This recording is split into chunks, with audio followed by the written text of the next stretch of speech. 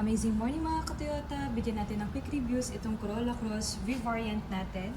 So, start with 1,778,000 for premium colors. Itong display natin. Tapos meron din siya yung regular colors, yung metal stream, tsaka celestite gray, 1,763,000. Dito sa headlight, kung mapapansin natin, ang difference niya, meron sequential mode, DRL, tapos projector headlight, may front and rear sensors. Sa side wings naman po, kung makikita natin, naka 18 alloy, machine cut.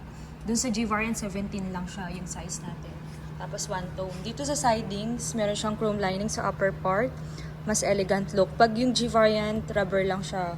Same with G, naka body color na din yung door handle and side mirror cover with smart key system. So, unlock and lock dito, yung dalawang line.